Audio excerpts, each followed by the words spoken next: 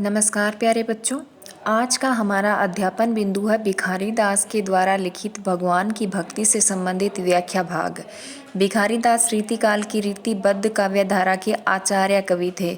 उन्होंने रीति, श्रृंगार, भक्ति इत्यादि से संबंधित पदों की रचना की थी। हमारी पाठ्य पुस्तक में पाठ्यक्रम में उनके भक्ति से संबंधित पदों की रचना है या उनका व्याख्या भाग है। इससे पहले की हमारी 2 वीडियो में हमने पढ़ा कि उन्होंने भगवान विष्णु, गणेश, श्री राम की वंदना की है। आज की हमारे जो वीडियो है उसके अंदर उन्होंने श्री राम और भगवान शिव की स्तुति की है और अपने उद्धार की कामना की है। इसके साथ साथ उन्होंने अपने मन को भी सांसारिक विषय वासनाओं के प्रति सचेत किया है और ईश्वर का नाम स्मरण करने की सलाह दी है, क्योंकि ईश्वर का नाम स्मरण करने से ही उन्हें विश्राम की प्राप्ति होगी, मोक्ष की प्राप्ति होगी। यही भावार्थ इनका आज का जो हमारा पद्य भाग है जो हम पढ़ेंगे उनका यही सार है। व्याख्या करने से पहले प्रसंग लिखना है। प्रसंग में हम लिखेंगे प्रस्तुत काव्य पंक्तियां हमारी हिंदी की पाठ्य पुस्तक रीति काव्य में संकलित रीतिकाल की रीतिबद्ध काव्यधारा के आचार्य कवि भिखारी दास के द्वारा रचित है। भिखारी दास एक सर्वगुण संपन्न आचार्य कवि थे जिन्होंने जीवन के सभी पक्षों, भक्ति, नीति, रीति इत्यादि पर अपनी लेखनी चलाई। प्रस्तुत पद्यांश उनकी भक्ति संबंधी रचनाओं से लिया गया है, जिसमें उन्होंने स्वयं को भगवान श्री राम का दास बताते हुए अपनी मुक्ति की कामना की है। ये इसका प्रसंग लिखना है, उसके पश्चात इसकी व्याख्या करनी है। राम को दास कहावे सब जग, दोष हूँ राबरो दास निनारो। दोष हूँ का अर्थ है दोषपूर्ण हूँ, राबरो का अर्थ है आपका, निनारो का अर्थ होता है बेचारा। दोष हूँ दोषपूर्ण, राबरो का अर्थ है आपका, निनारो का अर्थ है बेचारा। राम को दास कहावे सब जग, दोष हूँ राबरो दास निनारो। श्री राम की सर्वव्यापकता और कल्याण भावना का दिग्दर्शन कराता हुआ कवि कहता है कि यह संपूर्ण जगत राम का सेवक है और उनका दास कहलाता है। राम को दास कहावे सब जग, संपूर्ण जगत राम का सेवक है और उनका दास कहलाता है। दोष हूँ राबरो दास निनारो, लेकिन मैं दोषपूर्ण हूँ इसलिए बेचारा सेवक भाव पद से वंचित दास मात्र कहलाता हूँ। अर्थात हे प्रभु, यह सकल संसार आपका दास कहलाता है, किंतु मैं नहीं, क्योंकि मैं बेचारा दोषपूर्ण हूँ। भारी भरोसों हिये सब ऊपर, हवे है मनोरथ सिद्ध हयारो।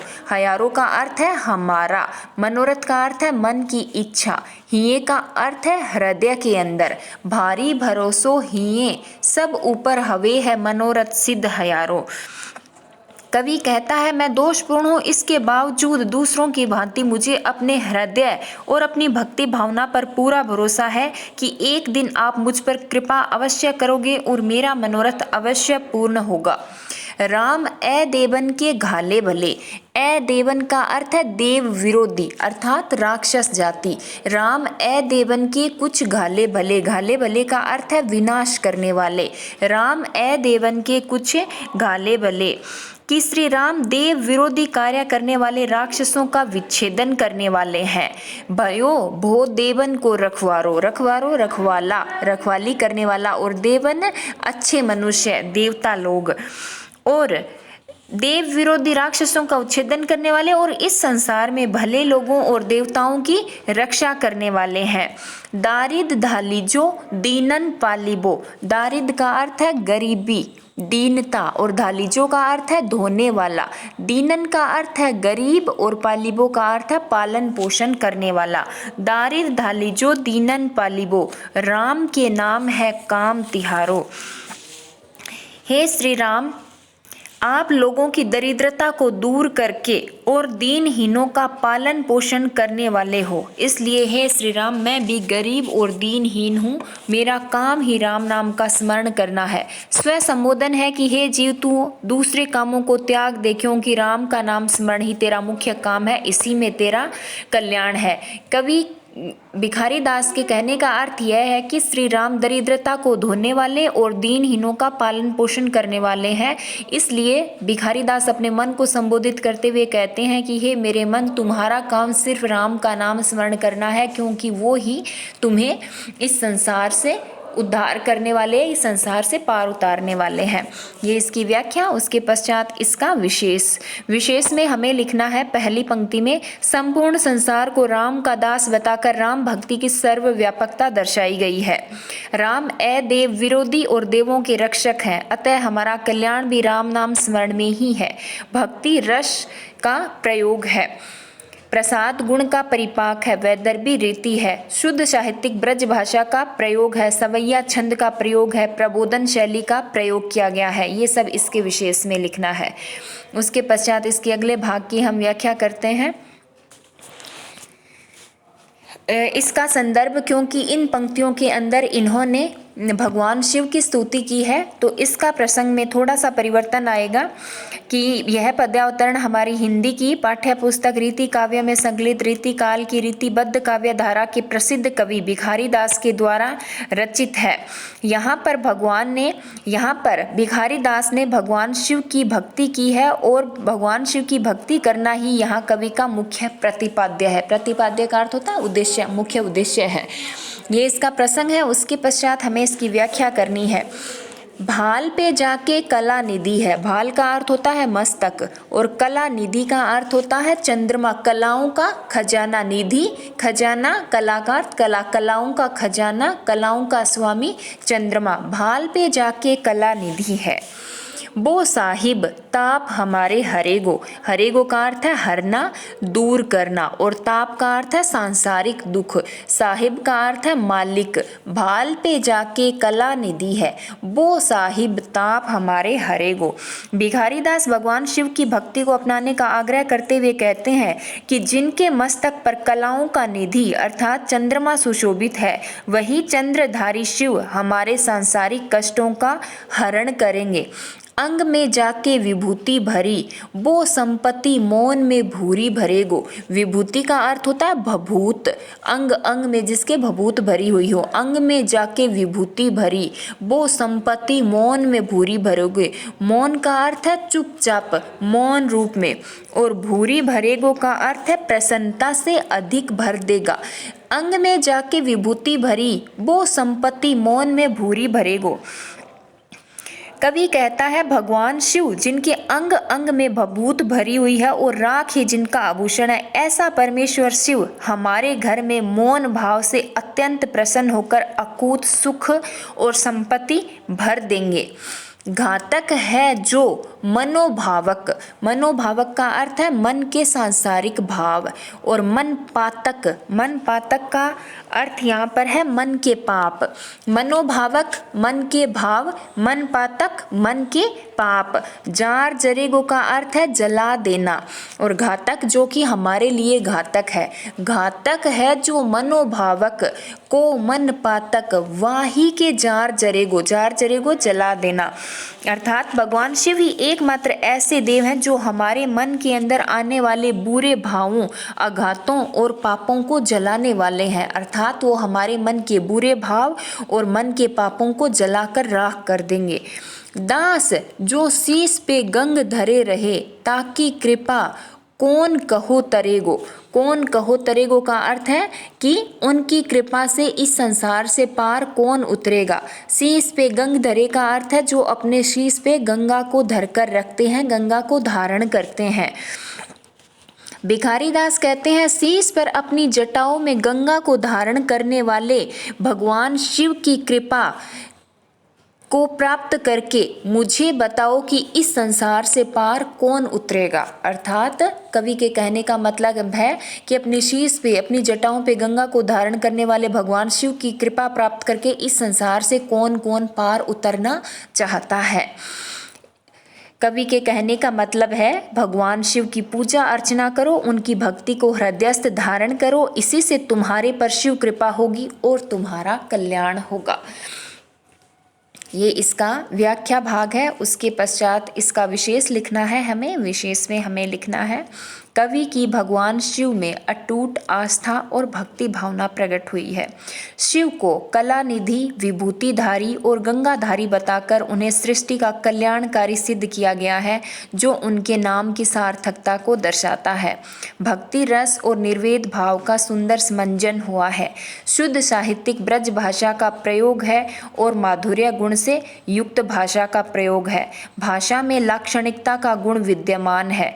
पद्य की शैली प्रबोधन शैली है और सवैया छंद का सुंदर प्रयोग हुआ है। ये सब हमें इसके विशेष में लिखना है। उसके पश्चात इसके अगले भाग की व्याख्या के अंदर हमें लिखना है। इसके अंदर इसका भी प्रसंग थोड़ा सा चेंज होगा, क्योंकि इसके अंदर उन्होंने सांसारिक विषय वासनाओं से हटकर भगवान का नाम स्मरण करने की सलाह दी है। इसमें हमें लिखना है, प्रस्तुत काव्य पंक्तियाँ हमारी हिंदी की पाठ्य पुस्तक रीति काव्य में संकलित रीतिबद्ध काव्य धारा के निर्वाहक आचार्य कवि भिखारी दास के भक्ति संबंधी पदों से उद्धृत किया गया है। राम नाम की भक्ति ही कवि का मुख्य उद्देश्य है। राम की भक्ति और नाम स्मरण के सामने जीव का सांसारिक विषय वासनाओं में तल्लीन रहना निरर्थक है। इसलिए हमें भगवान राम का नाम जपना चाहिए। इसके पश्चात इसकी व्याख्या करनी है। भूल्यो फिरे ब्रह्मजाल में जीव, सांसारिक विषय वासनाओं में डूबी अपनी जीवात्मा को प्रबोधित करता हुआ कवि कहता है कि हे जीव, भूल्यो फिरे ब्रह्मजाल में जीव, कि हे जीव तू सांसारिक ब्रह्मजाल में भूला हुआ है। भूल्यो फिरे, भूला हुआ फिरना, ब्रह्मजाल सांसारिक विषय वासनाएं, तू सांसारिक ब्रह्मजाल में भूला हुआ है, जिससे तू संसार में भटक गया है।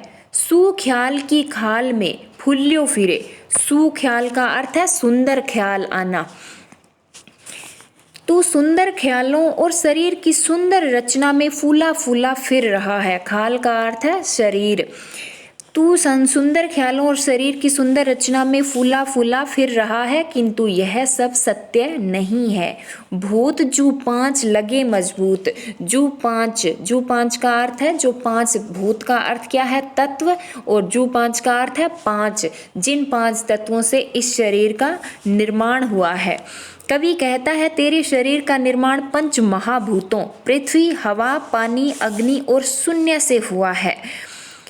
सो सांच अबूत कु नाच नचे है। सांच का अर्थ यहाँ पर क्या है? सच्चा ईश्वर। अबूत का अर्थ है विरोधी और कुनाच का अर्थ है कुनाच नाचना, यानी ईश्वर विरोधी कुनाच नाचना।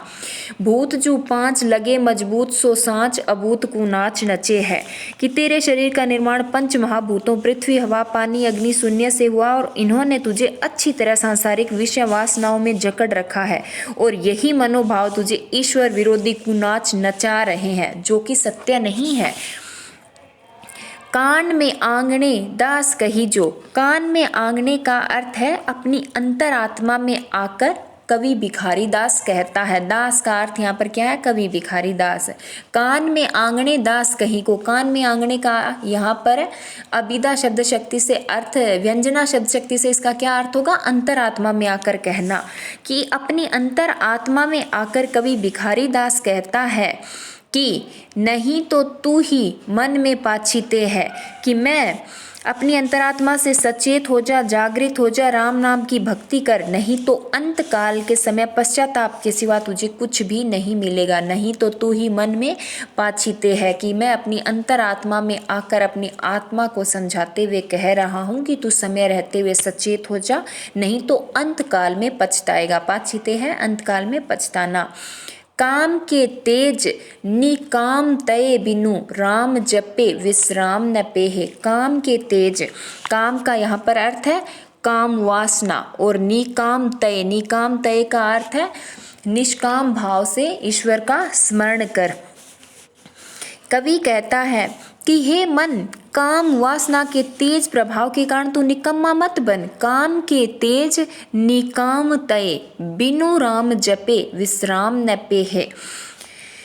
हे मन, काम वासना के तेज प्रभाव के कारण तू निकम्मा मत बन, राम नाम से विस्मृत ना हो, क्योंकि राम नाम की भक्ति के बिना तुझे विश्राम नहीं मिलने वाला है। बिनु राम जपे विश्राम न पेहे, कि राम के नाम का जाप किए बिना तुझे इस संसार में कहीं पर भी विश्राम नहीं मिलने वाला। काम के तेज निकाम तय, कि काम वासना के प्रभाव में आकर तू निकम्मा बन गया है। निकाम तय का अर्थ है निकम्मा बन जाना, कि हे मन, तू काम वासना के प्रभाव में आकर निकम्मा बन गया है, राम नाम से विस्मृत हो गया है, लेकिन राम नाम की भक्ति के बिना तुझे विश्राम नहीं मिलने वाला है। कवि के कहने का अर्थ ये है कि राम के जाप के बिना तेरा कल्याण सर्वथा असंभव है, इसलिए तू राम नाम का स्मरण कर और विषय वासनाओं से सदा के लिए मुक्ति प्राप्त कर ले। अब इसका विशेष लिखना है हमें। विशेष में लिखना है नंबर 1, राम नाम के सामने विषय वासनाओं को त्याज्य बताया गया है। यह सगुण और निर्गुण भक्ति का मूल आधार है। पंच महाभूतों पृथ्वी, अग्नि, वायु, पानी, तेज से हमारे शरीर का निर्माण होता है, किंतु शून्य ही आत्मा है, अतः आत्मा की उन्नति का प्रयास करना चाहिए। भक्ति रस और निर्वेद भाव सहज ही काम्य है। पद्यांश की भाषा साहित्यिक ब्रज भाषा है, जिसमें प्रांतीय प्रभाव की प्रधानता है।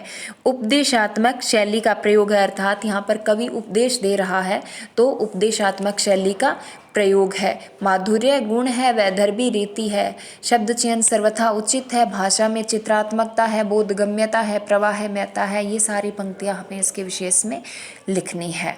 ये था भिखारी दास से संबंधित व्याख्या भाग, जो हमारा पूरा हो गया। भिखारी दास से संबंधित प्रश्न हमने पहले कर लिए थे और इसका व्याख्या भाग भी अपना पूरा हो गया। अब हम हमारे अगली जो वीडियो आएगी उसमें अगले जो कवि हैं वो सेनापति हैं। सेनापति का जीवन परिचय, सेनापति के काव्य की विशेषताएं, वो प्रश्न करेंगे और उसके पश्चात हम सेनापति का व्याख्या भाग करेंगे। धन्यवाद।